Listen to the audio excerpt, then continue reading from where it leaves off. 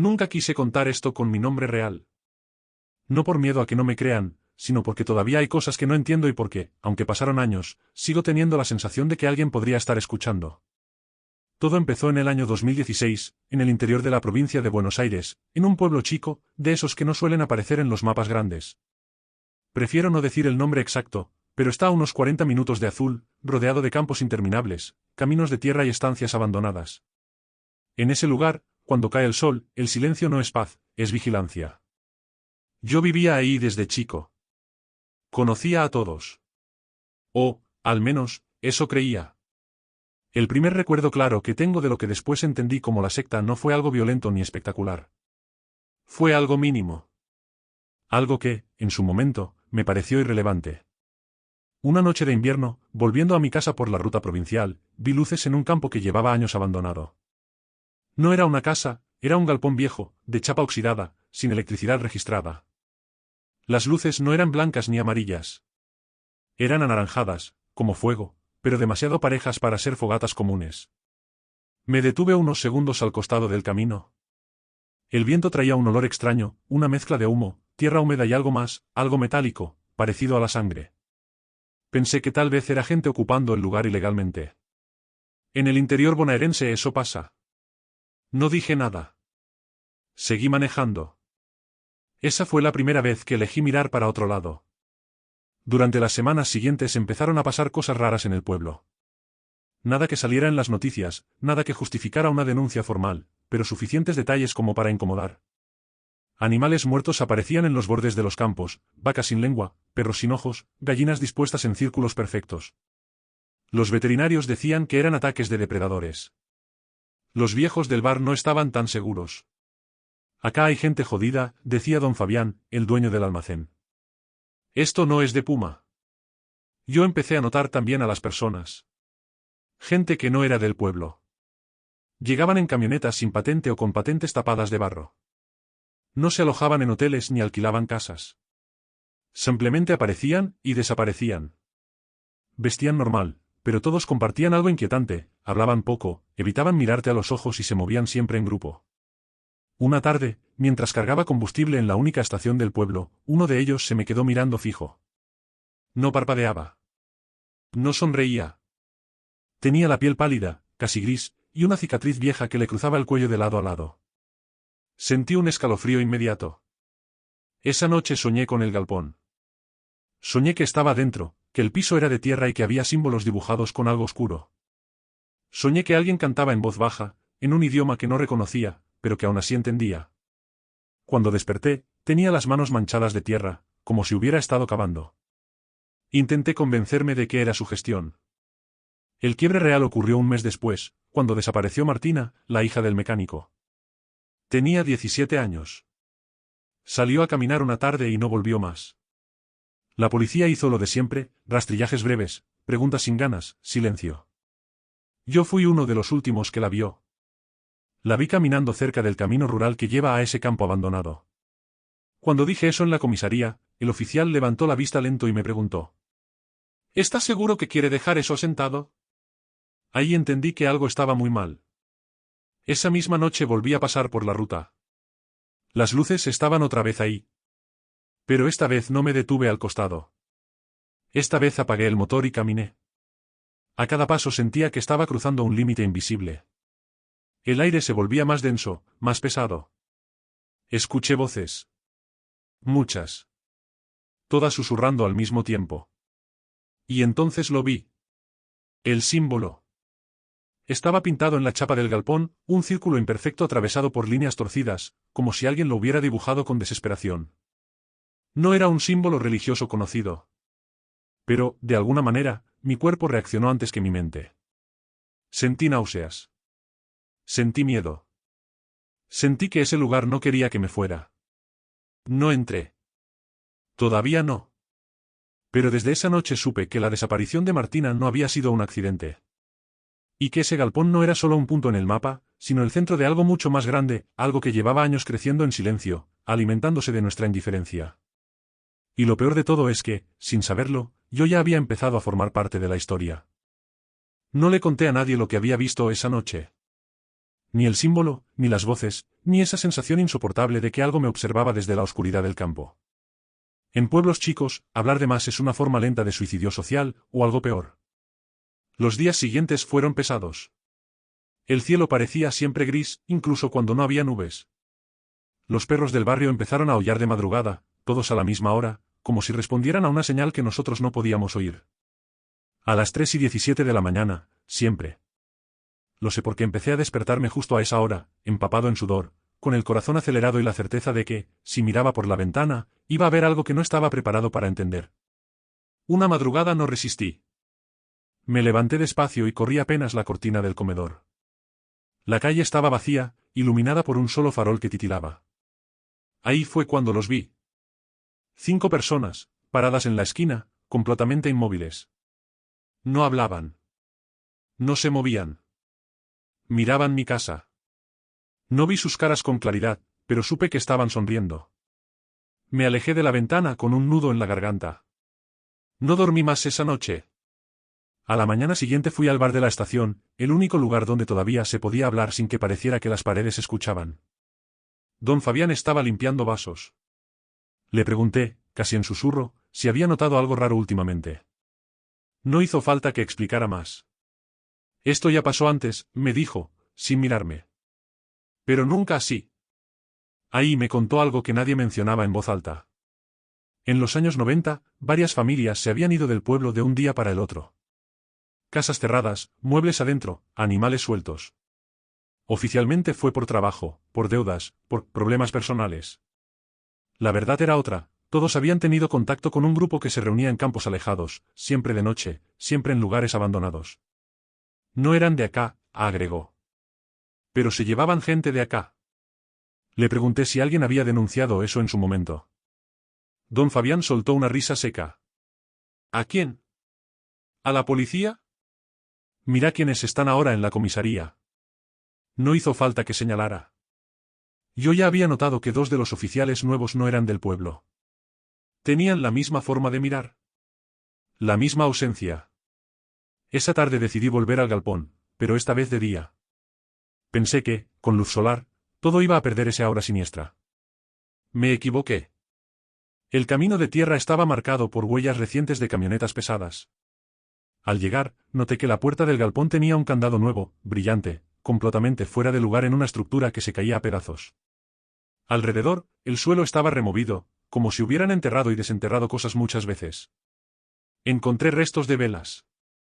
Cientos. Algunas derretidas directamente sobre la tierra. Otras clavadas en frascos con símbolos grabados. El mismo símbolo del círculo atravesado, repetido una y otra vez. Y nombres. Había nombres escritos en papeles húmedos, algunos casi legibles. Cuando vi uno en particular, sentí que el estómago se me caía. Martina R. No estaba solo. Escuché pasos detrás de mí. Pasos lentos, deliberados. Me di vuelta y vi a un hombre mayor, vestido como un peón rural, pero con los ojos demasiado claros, casi blancos. No debería estar acá, me dijo, con voz tranquila. Este lugar no es para curiosos. Le pregunté quién era. Un cuidador, respondió. Como vos, en cierto modo. Sentí que sabía demasiado sobre mí.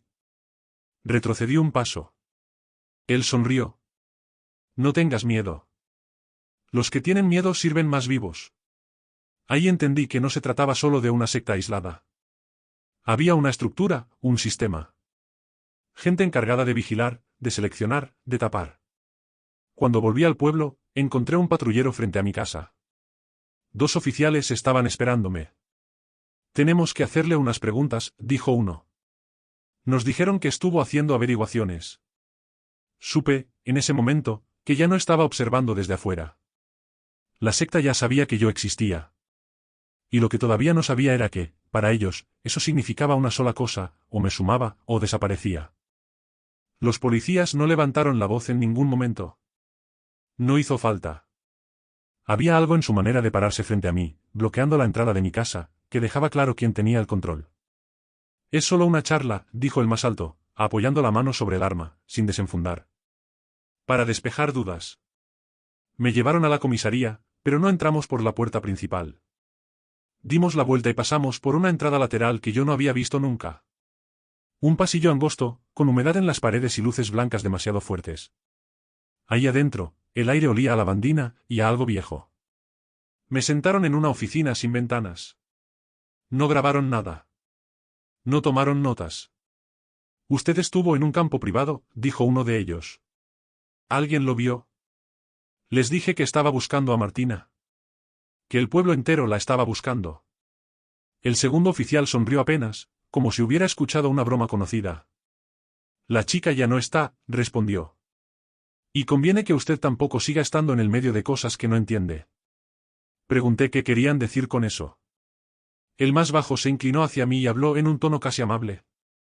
Hay personas que cumplen un propósito. Y otras que solo miran.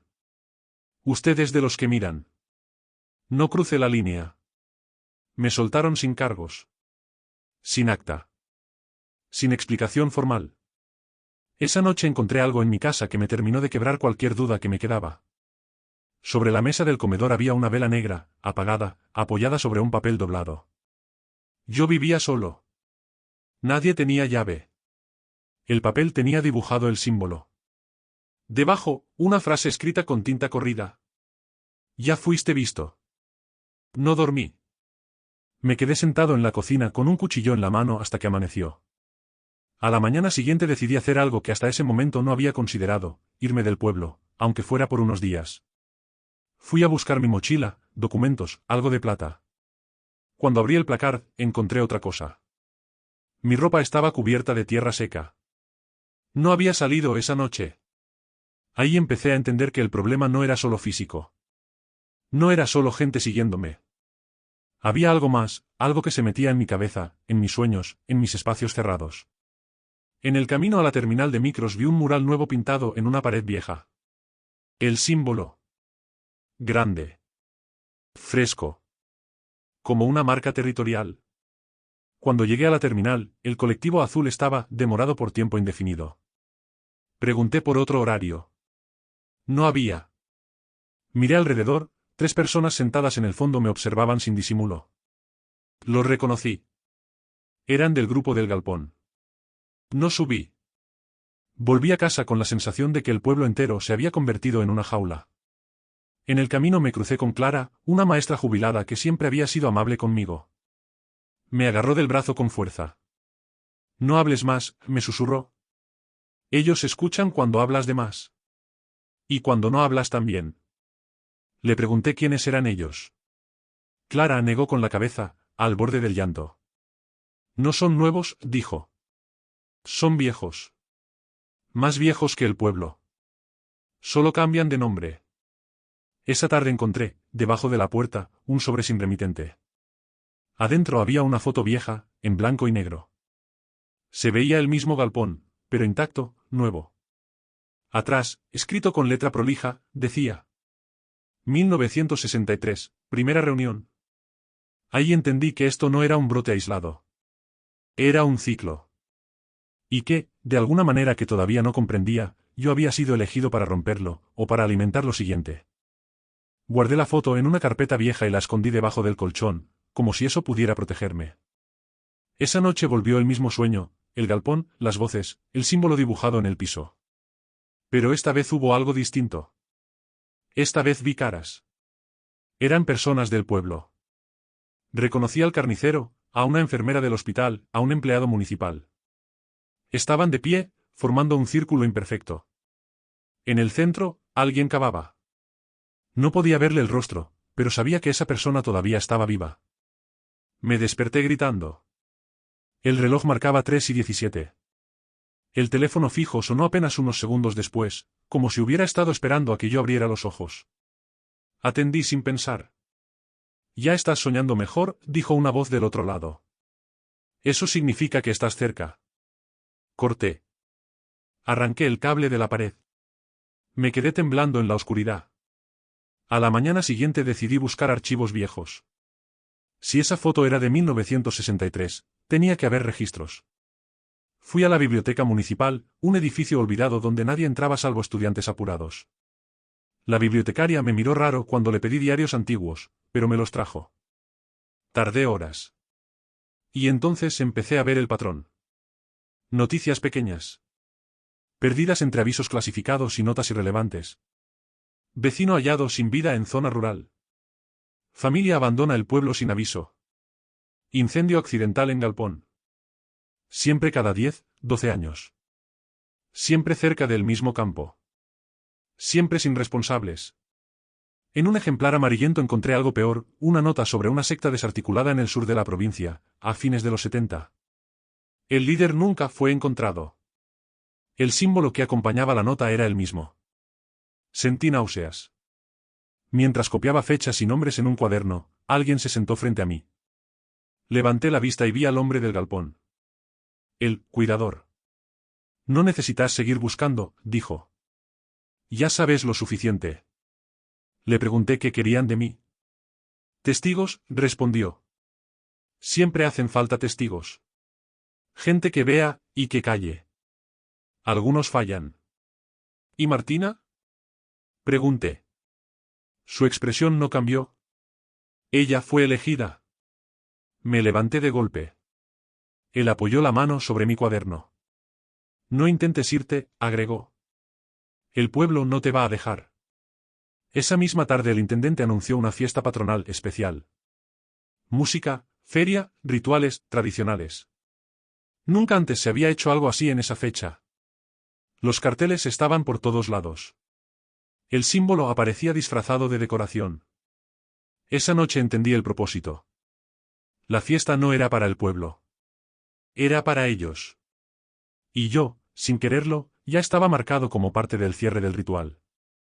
Porque esa misma noche encontré otra nota en mi casa, escrita con la misma letra prolija. El testigo debe estar presente. Supe entonces que la próxima reunión no iba a ser secreta. Iba a ser masiva. Y que si no hacía algo antes, no iba a quedar nadie para contar lo que realmente pasó en ese lugar. La fiesta patronal empezó un viernes al atardecer. Desde temprano cortaron las calles del centro y armaron un escenario frente a la plaza. Luces, parlantes, banderines. Todo parecía normal, demasiado normal. Familias enteras caminaban como si nada, pero yo empecé a notar los detalles, los mismos rostros repetidos, las mismas miradas vacías, la misma calma artificial. A las 6:30, exactamente, las campanas de la iglesia sonaron sin que nadie las tocara. Lo sé porque vi al sacristán parado afuera, pálido, mirando el campanario como si no entendiera qué estaba pasando. Sentí ese peso en el pecho otra vez.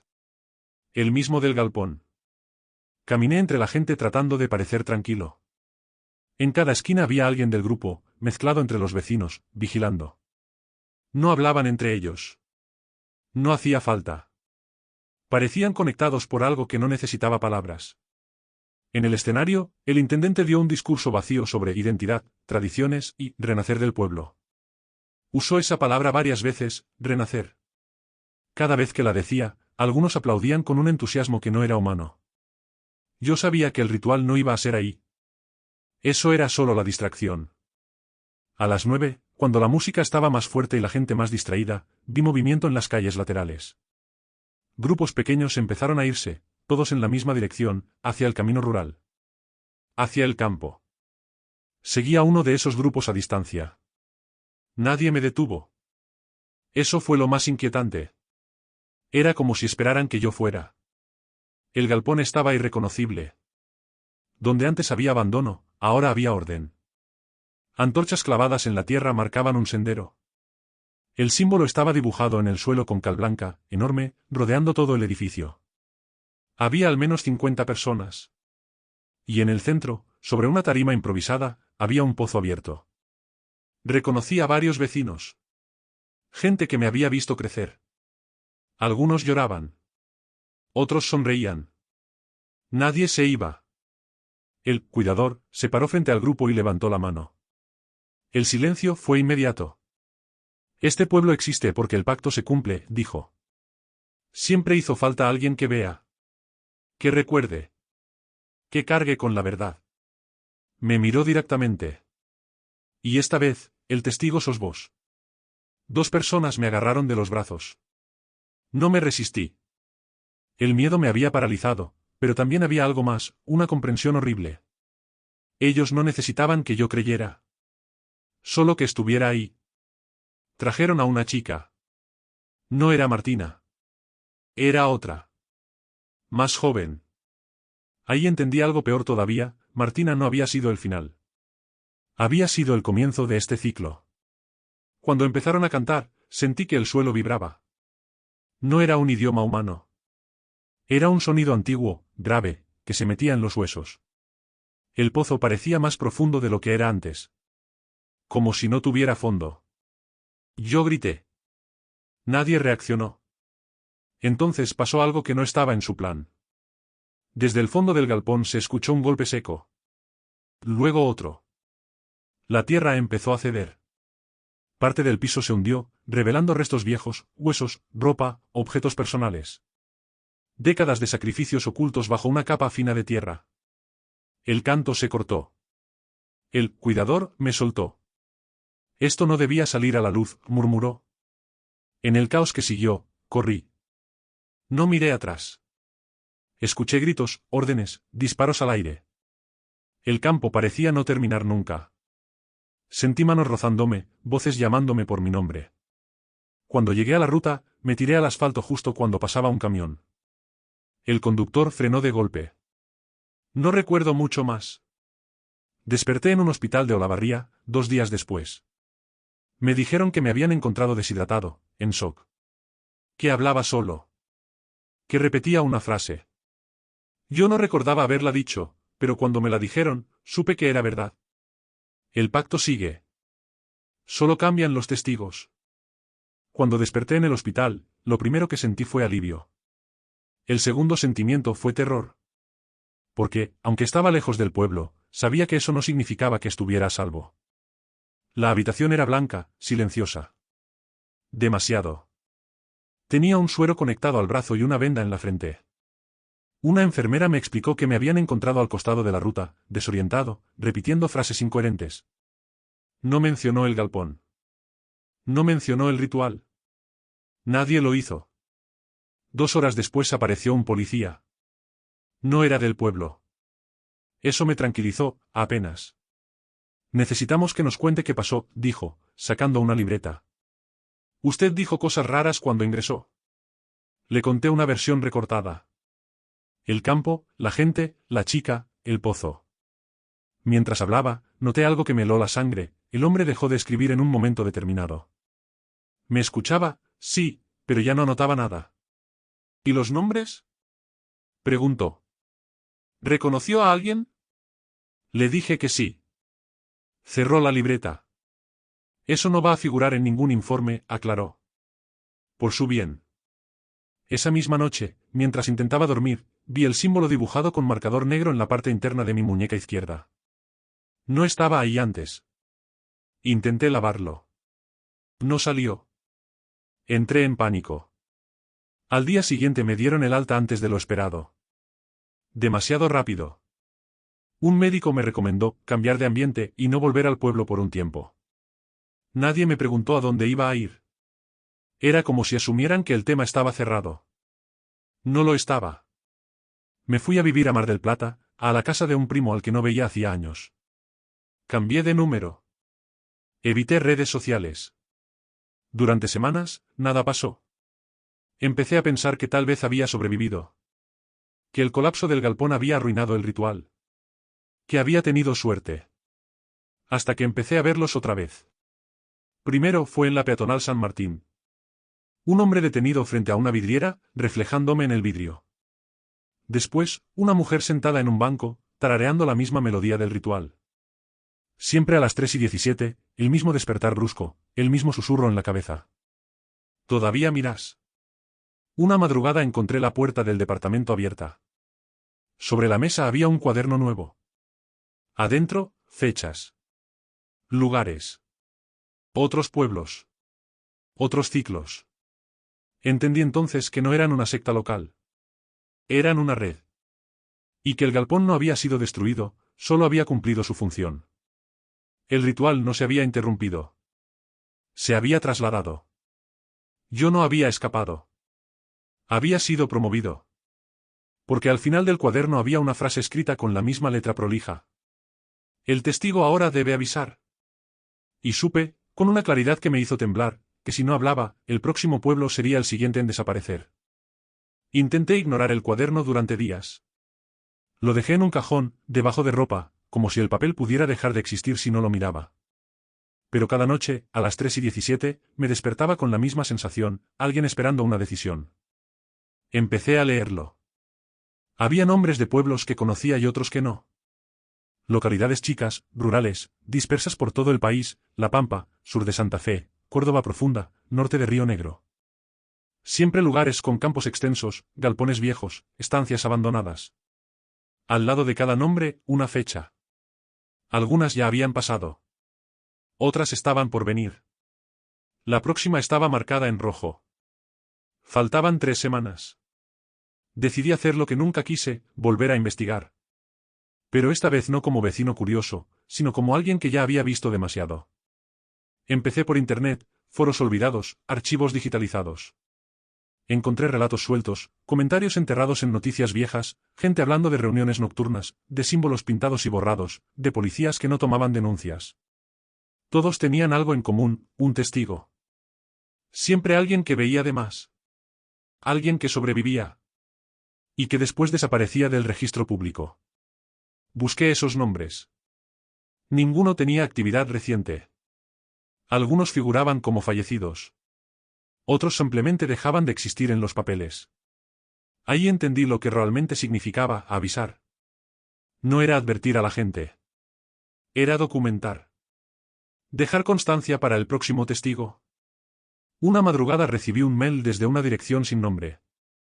Solo un archivo adjunto. Era un vídeo. Lo reconocí de inmediato, el galpón, desde otro ángulo, años atrás. En la imagen aparecía un hombre atado, mirando directo a cámara. Detrás, alguien sostenía el cuaderno. Si estás viendo esto, decía el hombre, es porque ahora te toca a vos.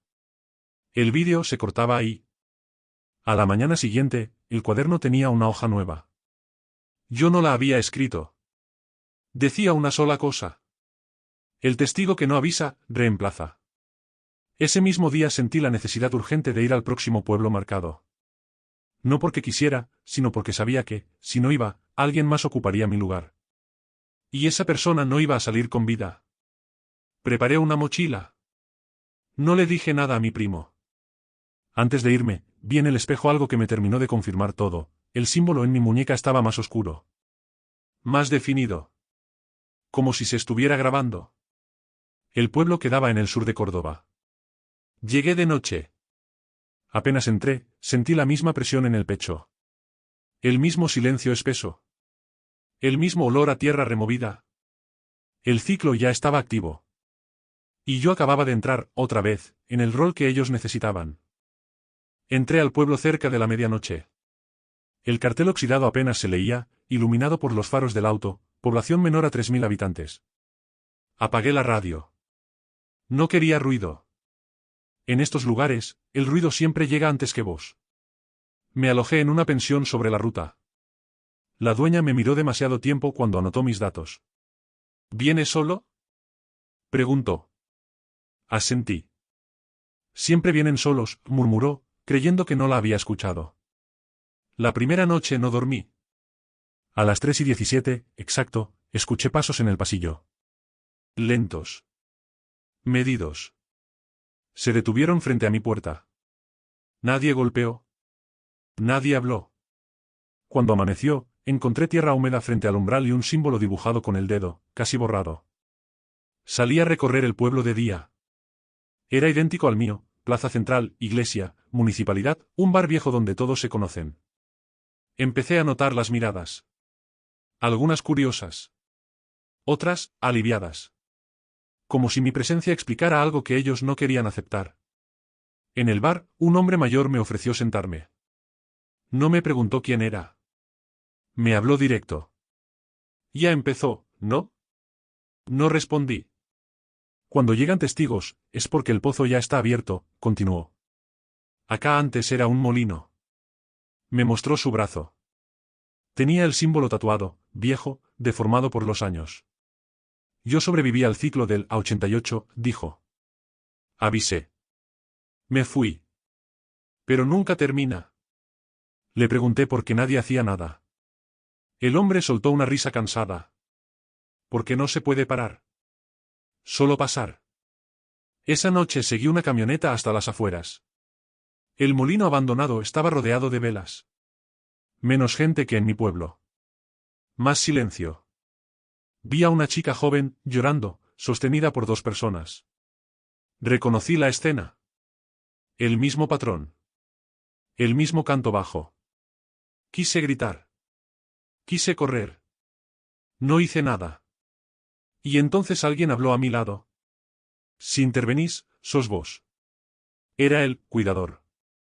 O uno muy parecido. El testigo nos salva, me dijo. El testigo recuerda. El ritual avanzó. La tierra volvió a ceder. Los cantos se detuvieron. El ciclo se cerró. Volví a la pensión con las manos temblando. En el cuaderno apareció otra hoja escrita. Correcto. Esa noche entendí la verdad final. No estaban manteniendo algo dormido. Estaban alimentándolo. Y yo ya no era solo un observador. Era parte del mecanismo. No me fui del pueblo al día siguiente. Algo dentro de mí sabía que todavía no había terminado. Cada ciclo dejaba restos, errores, fisuras. Y esas fisuras eran lo único humano que quedaba en todo ese sistema. El hombre del bar no volvió a aparecer. Pregunté por él y nadie supo decirme quién era. Algunos negaron que existiera. Otros bajaron la mirada. Era como si, una vez cumplido su rol de testigo anterior, hubiera sido borrado del recuerdo colectivo. Empecé a escribir. Todo. Fechas, sensaciones, nombres, olores, frases exactas. El cuaderno ya no era solo de ellos. También era mío. Y escribir me ayudó a notar algo que antes se me escapaba: los rituales no eran idénticos. Cambiaban pequeños detalles. Como si se adaptaran. Una noche, revisando mis notas, entendí por qué. No todos los ciclos pedían lo mismo. Algunos necesitaban miedo. Otros, silencio. Este necesitaba continuidad. A las 3:17 sentí el llamado otra vez. Pero esta vez no fue un susurro. Fue una imagen clara en mi cabeza: el molino, el pozo, algo que no había sido enterrado del todo. Volví. Había quedado un objeto atrapado entre la tierra y la madera rota. Un collar. Lo reconocí, la chica del ritual lo llevaba puesto. Lo levanté y sentí un mareo brutal. Vi cosas que no eran mías: reuniones pasadas, rostros de niños, trenes viejos, galpones distintos. El mismo símbolo, siempre. Y algo más. Vi a los cuidadores discutiendo. Vi desacuerdos. Vi miedo. No eran dueños de nada. Eran empleados. Entendí entonces que la secta no veneraba a la entidad. La administraba. La mantenía activa para que no reclamara algo mayor.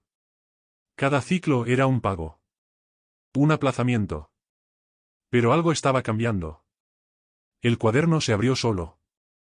Las páginas empezaron a llenarse con una letra que no era la prolija de siempre. Era temblorosa. Apurada. Falta poco. No alcanza. El testigo final no mira, decide. Sentí el símbolo arder en la muñeca. Ya no era una marca. Era una herida. Volví a Mar del Plata esa misma noche. Necesitaba pensar. Pero cuando llegué, el departamento estaba vacío. Las paredes, limpias. Ni una sola pertenencia mía. Como si nunca hubiera vivido ahí. Solo había una cosa. El cuaderno, abierto sobre la mesa. La última página tenía una dirección. Volvía a la provincia de Buenos Aires. Cerca de mi pueblo. El ciclo no avanzaba. Regresaba al origen. Volver fue lo más difícil. No por el viaje, sino por la certeza de que el círculo se estaba cerrando conmigo adentro. La dirección me llevó a un campo que conocía desde chico, a pocos kilómetros de mi pueblo. No era el galpón original. Era peor. Era una estancia abandonada, de esas que quedaron a medio construir en los 70 y nunca se habitaron. Paredes sin revocar, habitaciones sin puertas, un sótano que nadie mencionaba. Llegué al atardecer. El cielo estaba bajo, pesado. No había autos. No había gente. Y, sin embargo, Sentía esa presencia constante, como si el lugar estuviera lleno. Entré. En el centro de la estancia, sobre el piso de cemento, estaba el símbolo. No dibujado. Tallado. Profundo. Definitivo. Alrededor, había sillas vacías formando un círculo. Una por cada ciclo. Una por cada testigo. El cuidador apareció desde una de las habitaciones laterales. Ya no intentaba parecer humano. Siempre volvemos acá, dijo. Porque acá empezó el acuerdo. Le pregunté con qué. No respondió con palabras. Señaló el sótano. Bajé solo. El aire era irrespirable. Abajo no había pozo. Había algo más antiguo. Algo que no necesitaba ser visto completo para entenderlo. No tenía forma definida, pero recordaba. Recordaba cada testigo, cada pueblo, cada silencio. Entendí el error. No necesitaban sacrificios humanos. Necesitaban conciencia. Cada testigo agregaba algo, memoria, miedo, permanencia. Yo no era uno más. Yo había visto demasiado. Había conectado los ciclos. Por eso el cuaderno cambió. Por eso el rol final. Arriba, escuché pasos. Voces. Los cuidadores estaban llegando. No para detenerme, sino para asegurarse de que decidiera bien. Ahí hice lo único que no estaba previsto. Empecé a escribir. No en el cuaderno. En las paredes. Nombres reales. Fechas. Lugares exactos. Símbolos completos. Todo lo que había aprendido. Todo lo que habían mantenido fragmentado para sobrevivir. La estancia empezó a vibrar. El canto apareció, desesperado, desordenado. El cuidador gritó por primera vez. ¿No tenés autoridad? Soy el último testigo, respondí. Eso me la da. Cuando terminé, el silencio fue absoluto. No hubo explosión. No hubo derrumbe. Solo una sensación profunda, como cuando algo deja de respirar. La presencia se retrajo. No desapareció, pero quedó incompleta. Hambrienta. Los cuidadores se fueron. Sin mirarme. Hoy escribo esto desde otro lugar. No volví a mi pueblo. No hace falta. Lo que había ahí ya no puede repetirse igual. El ciclo se rompió, parcialmente. Pero el precio existe. El símbolo sigue en mi muñeca. Ya no arde. Late. Por eso subo este vídeo. Por eso lo estás escuchando. Porque ahora vos sabés. Y alguien siempre tiene que saber.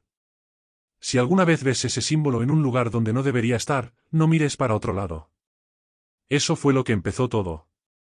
Y eso es lo único que no nos podemos permitir repetir. Antes de irme, quiero decirte algo. Si llegaste hasta acá, gracias por escuchar y por quedarte. Estas historias no se cuentan solo para entretener, se cuentan para que no se pierdan en el silencio. A veces, lo peor no es lo que pasa en la oscuridad, sino lo que todos eligen no ver. Si esta historia te dejó pensando, escribílo en los comentarios. Leo todo. Y si alguna vez escuchaste algo parecido, aunque parezca insignificante, contalo. Porque mientras alguien recuerde, nada desaparece del todo. Y recuerda dejar tu like y suscribirte para más relatos como este. Nos vemos en el próximo vídeo. Y, por las dudas, mira bien a tu alrededor.